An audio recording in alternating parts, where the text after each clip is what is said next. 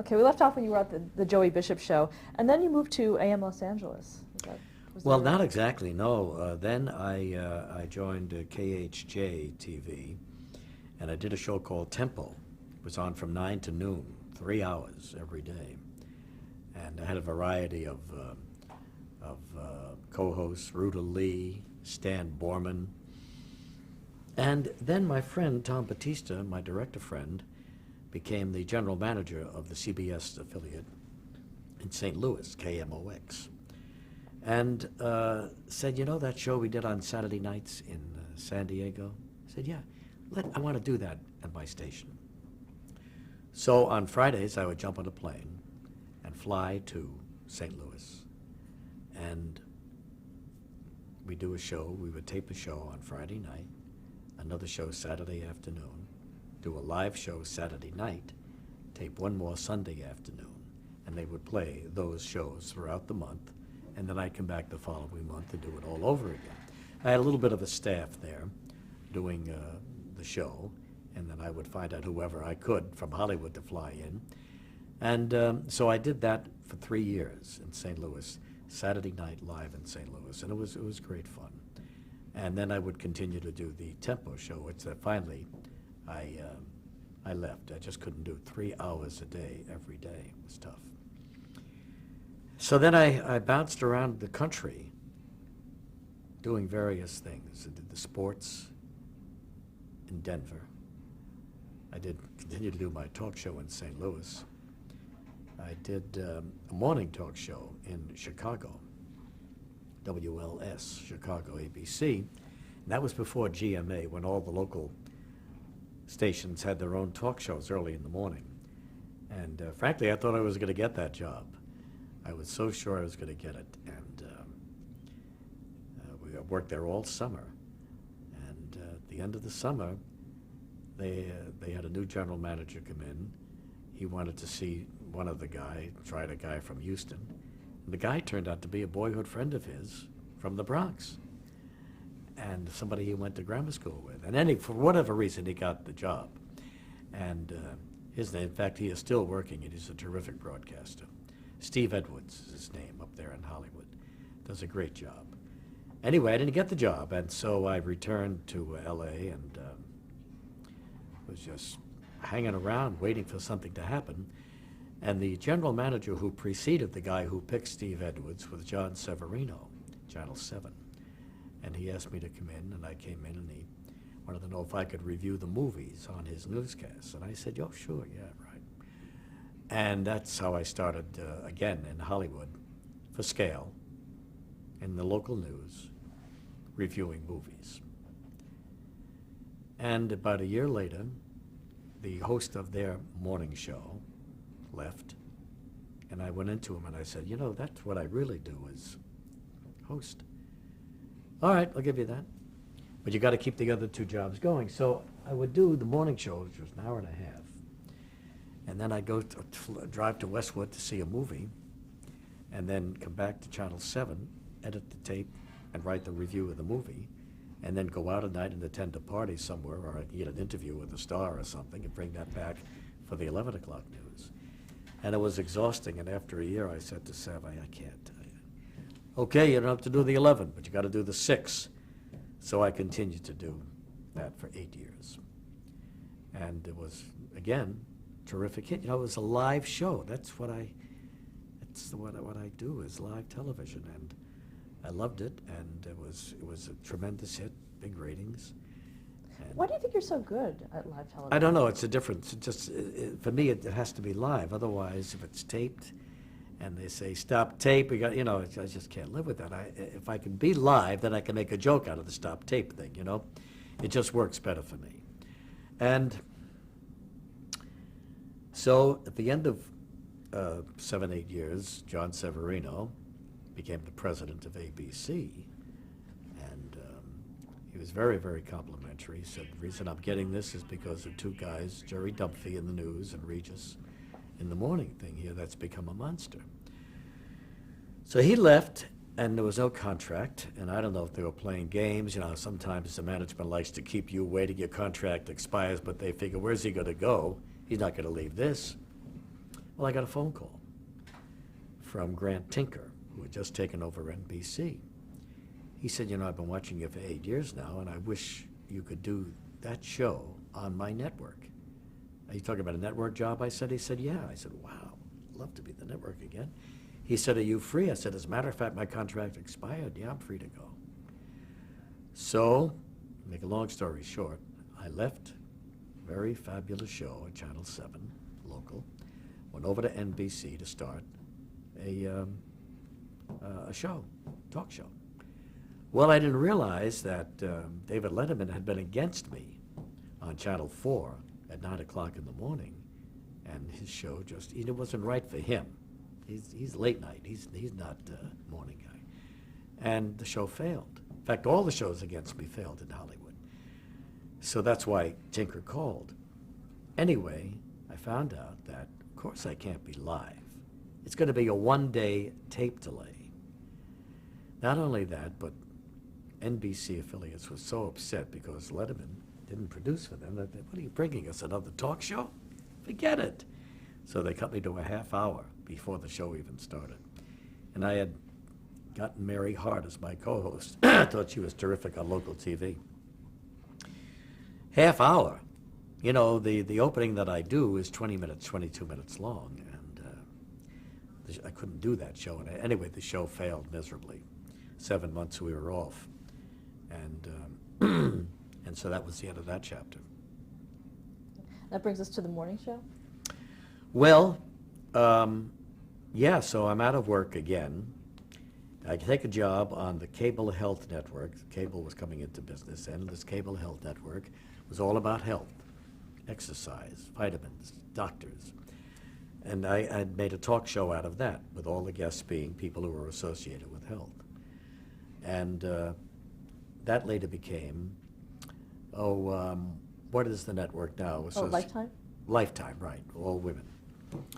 So in the meantime, my agent here in New York went to Severino, who was still angry with me for leaving, and said, his name is Jimmy Griffin. He said to Sev, if you believe in your head instead of your heart, he can revive the ratings here at Channel 7. Severino said, okay, we'll get him. So that's how I came back to New York. And started in April of 1983.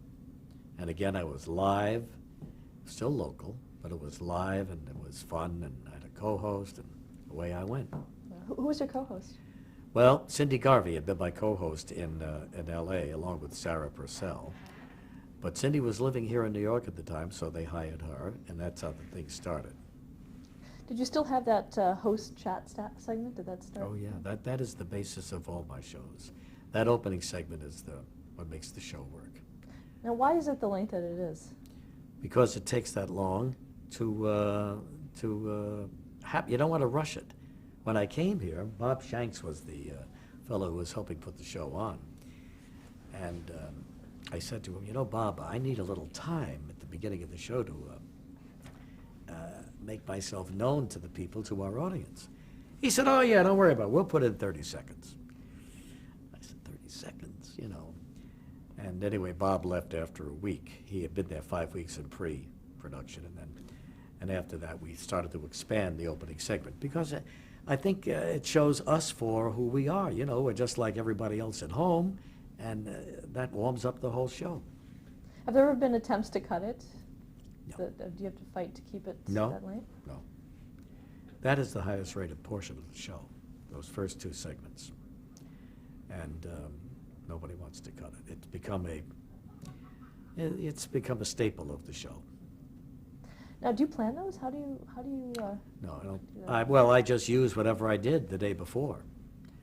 There are no writers. I've never had any writers. It's what's in the paper, what I've seen, maybe what she's seen, what's going on in the world, and just have fun with that.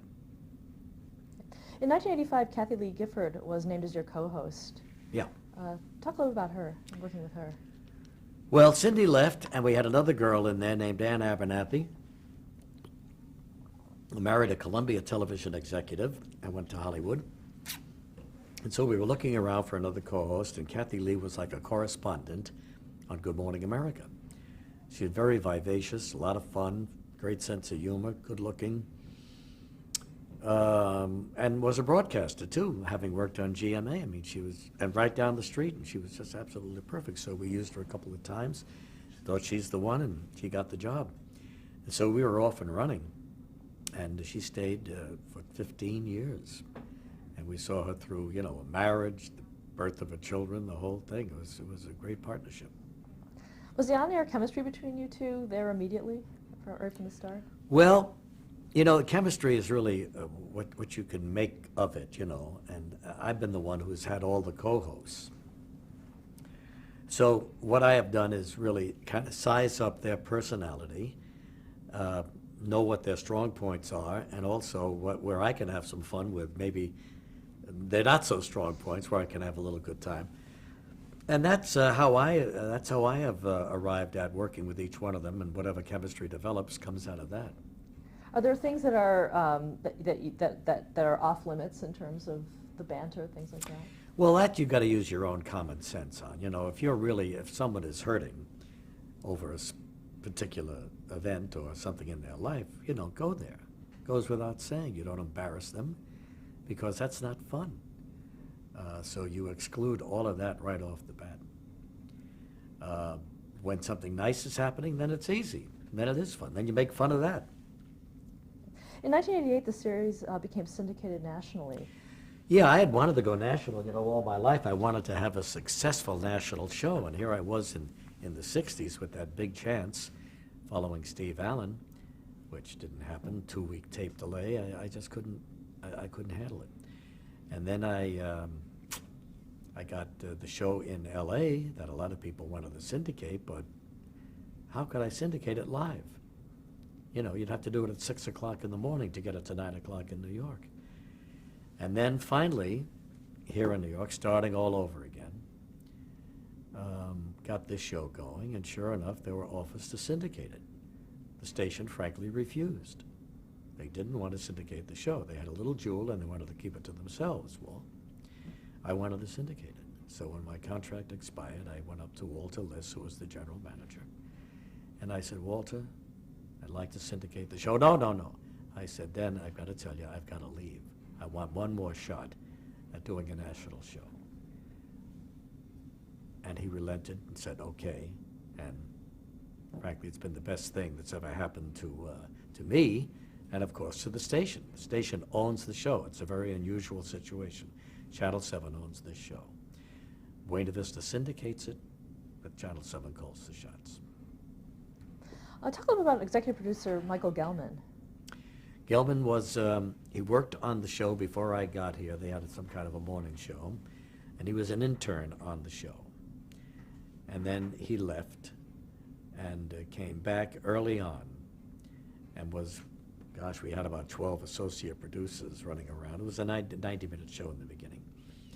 And so he hooked on as one of those producers, you know, and I really didn't notice him in the beginning, but then he stayed on, and the capital cities bought ABC and cut back everybody, and but he was one of the ones who was kept on. And then I became very fond of him. I thought he was a terrific young guy with a head for this business, and he seemed to catch on to what I was doing. And so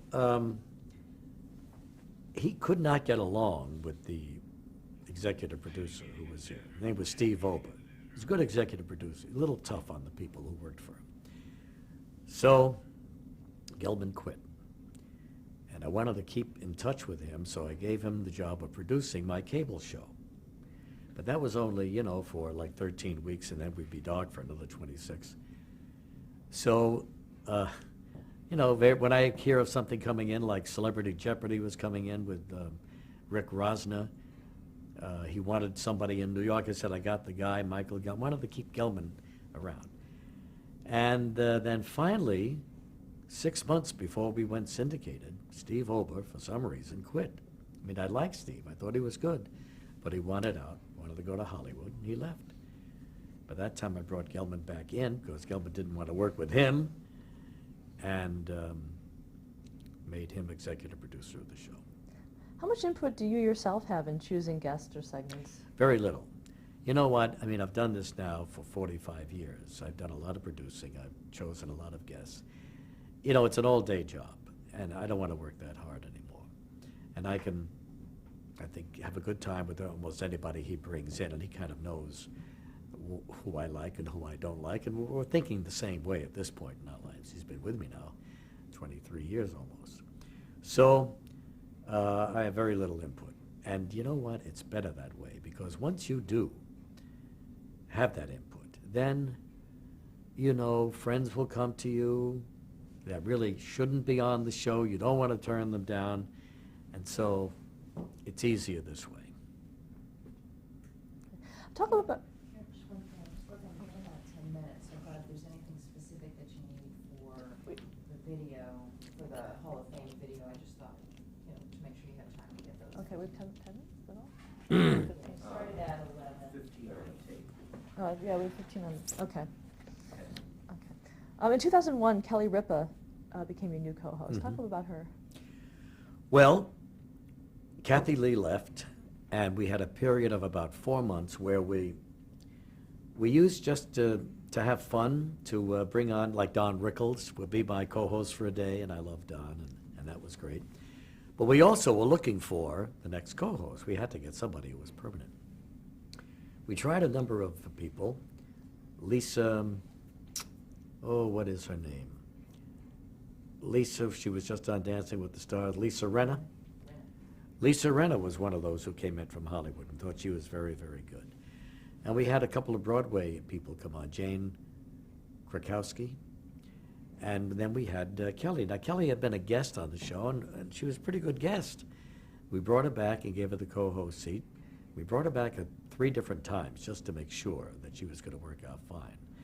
And sure enough, that was our selection, and we were right, and she was right for the show, and it's been a happy 5 years. Okay. I'll move on to Who Wants to Be a Millionaire, which you did at the same time. Yeah. Yeah. What about it? Talk a little bit about how you got that. That's something that you actually wanted to do? Well, you know, while I was doing the morning show and then Live with Regis and Kathy Lee, or on Live with Regis and Kelly, I would get from time to time offers to do other things, which I had turned down.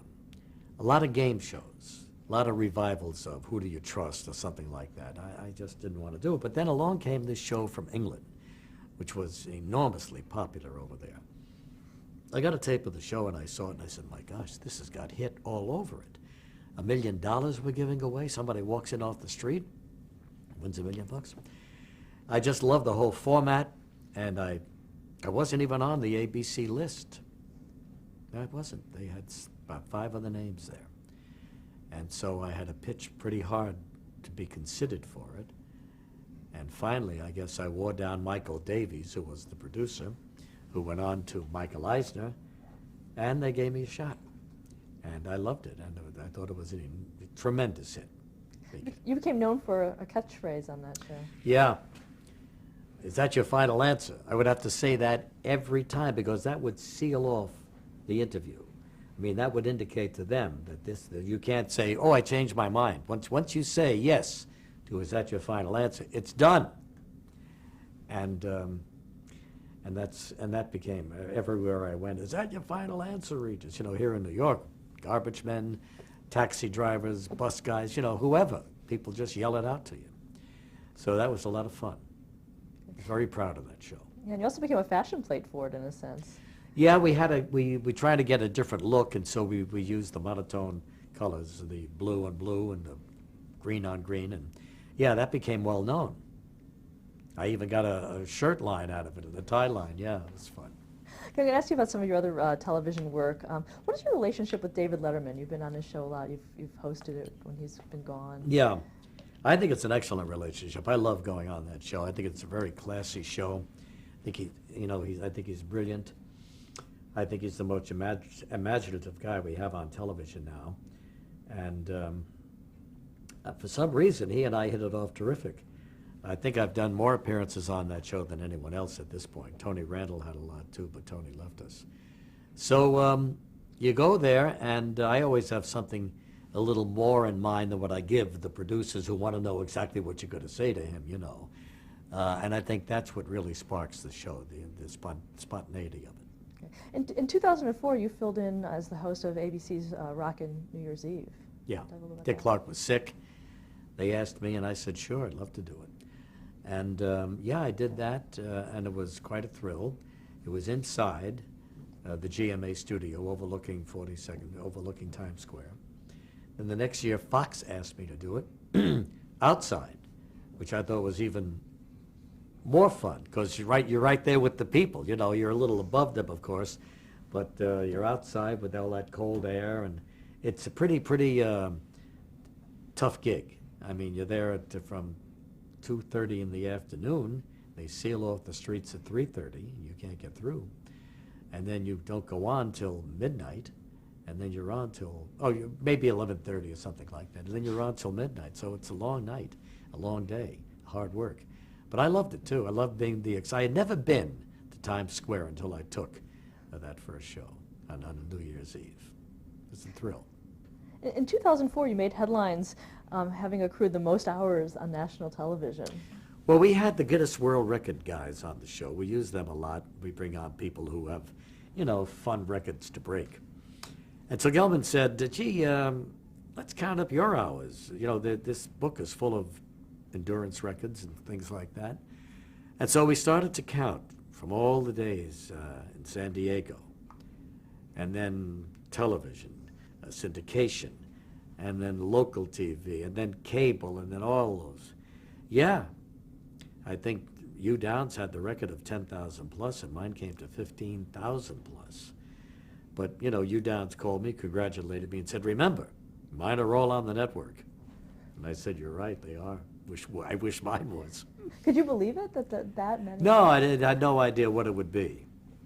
15,600 now, something like that. Yeah, every day, another hour ticks off. Where do you get all that energy? How are you able to do that? Well, I try to stay in shape. I work out in the gym, take my vitamins every day. And I guess maybe I have some good genes. But lately I've been feeling it, after all. These years, it does catch up with you. But, it's just for an hour. And I just woke up at 7:30. I live across the street. I walk to work. I'm here at 8:30, and we're on at 9, and you're still kind of fresh, So it works out pretty well. How important is it for you to continue working? Well, you know what? I guess I'm afraid to retire because I don't know what I would do. I don't know what my talent is. So I don't know. So maybe I'm afraid to stop, but I've got to stop. And I think this will be like my last years. I think I've got, 2.5 years left on my contract, and I think that'll be the end. What do you think has been the highlight of your career? I think what I'm doing right now naturally has been the highlight. I mean, I used to befriend an astrologer named Sidney Omar out in Los Angeles. And he's the one who told me, after checking my birth data and the time I started that syndicated show with a 2-week tape delay, that this show will never make it. It's in your horoscope. And sure enough, it failed. On the last day of the Joey Bishop show, Joey had left and I was hosting the show. And who do you want to get? I said, gee, the last night of the show. I tell you what, why don't we get Sidney Omar, the astrologer, find out what's in the future for all of us. Thought it was a good idea. So he came and he told me what's going to happen to Joey and what's going to happen to Johnny Mann, the band leader, and finally he got to me. And he said, your name is going to become a household word in this country. I said, really? Really, Sidney? I said, when? He said, well, it's not going to happen right away. I said, well, how long would it be? Would it be 6 months? A year? This is December of 1969. He said, no, it's going to be 20 years. 20 years? Yeah, you'll have to wait 20 years. Sure enough, we didn't go syndicated till the 88-89 season. It was 20 years. He was right. So I think what I'm doing now, I mean, I loved my first show. I love the excitement of a late night show, which I had done. But I've done the best I can with the morning show. I made it a morning show. We have the coffee cup, you have the morning papers, you know, got that feel to it. That's what I wanted. And it's been a lot of fun working with these talented ladies, Kelly and Kathy Lee and Sarah and Cindy, all of them. Now that you are known nationally, Yeah. how has fame affected you in that level? Well, you know, I had to wait so long that it really didn't affect me that much, I don't think. It means a lot in my business, and it's a wonderful feeling to be recognized, you know, for what you have done over a lifetime. But I didn't go crazy. I still eat my cereal in the morning, have a sandwich in the afternoon, go to bed at night. You know, nothing really different. What are your thoughts on receiving the Hall of Fame Award for television? Well, I think it's a great honor. I mean, I still don't think of myself in those terms, you know. I mean, I still think of the people who are in that Hall of Fame, people that I have known, that I've worked with, that I've admired even before I was still on the corner in the Bronx. And so it's hard for me to realize that I am there with them in that hall. I never thought it would happen. What advice would you give to someone starting out as a television host today? Well, I mean, they've got a wonderful internship situation here in television now. It's almost replaced the page boy thing, although they still have pages at NBC. You a junior in college, you want to find out what this business is all about, come in as an intern. Spend a semester on my show or in the newsroom or whatever, and get a feel for what the business is all about, and then make up your mind. And I think it's a beautiful entree, too, for the kids to make some contacts while they're here. It's what it is. It's all contacts. What do you think has been the biggest misconception about you?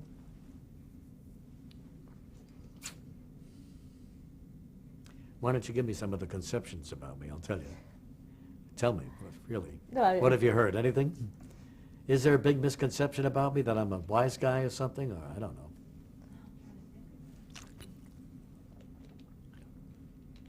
Have you ever been rendered speechless?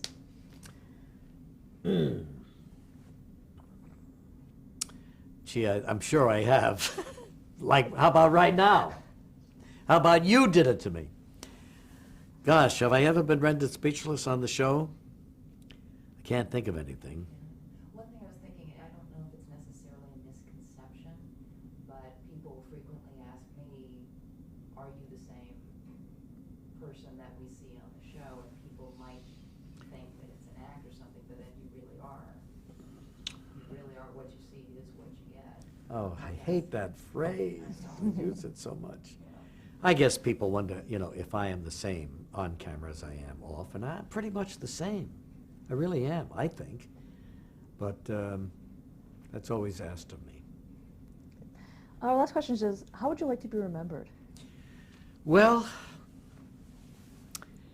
I guess, number one, a nice guy who did his best to give you a few laughs and make you feel welcome to his show. A lot of guys really, I get the feeling, don't care whether you like that show or not, you know. I want people to enjoy what I do and understand what I'm doing is for their enjoyment. And that's all I can ask for. On behalf of the Archive of American Television, thank you so much. So formal, yes, I'm honored.